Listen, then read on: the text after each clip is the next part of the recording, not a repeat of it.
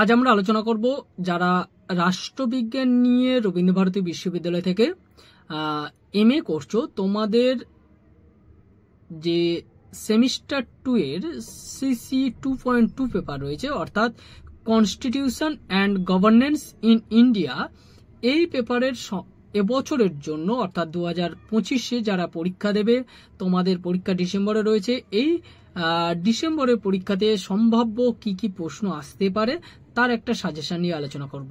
তার আগে বলে রাখি, তোমাদের জন্য যে 2.1 পেপারটা রয়েছে, ওই পেপারের 15 নম্বরের সাজেশন দেওয়া হয়ে গেছে। খুব তাড়াতাড়ি 5 নম্বরেরও সাজেশন আসবে। তোমরা যারা এখনো দেখোনি তারা দেখে নাও। আর এই পেপারের যে প্রশ্নগুলো রাখছি সেই প্রশ্নগুলো খুব ভালো করে শোনো। আশা করছি তোমাদের এখান থেকে খুবই কাজে লাগবে বা পরীক্ষায় তোমাদের প্রচুর সাহায্য করবে।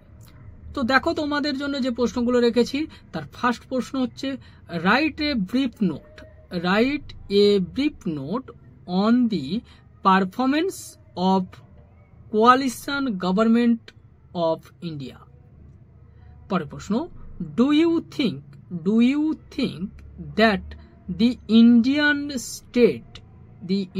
state has failed in upholding her constitutional and legal obligations in respect of social justice? পরের প্রশ্ন, Do you agree with the view that Indian judiciary has played an activist role in recent times? পরের প্রশ্ন, write a note on the philosophy of the Indian Constitution. এই প্রশ্ন ঘুরিয়েও দিতে পারে, যদি ঘুরিয়ে দেয় তাহলে দিতে পারে, discuss how the philosophy of Indian Constitution has been reflected to its preamble. পরের প্রশ্ন, how has secularism been adopted in the Indian Constitution? পরের প্রশ্ন, explain the center state relationships. What were the demands by the state regarding advocating for state autonomy? পরের প্রশ্ন, discuss the structure and functions of the election commission in India. পরের প্রশ্ন, write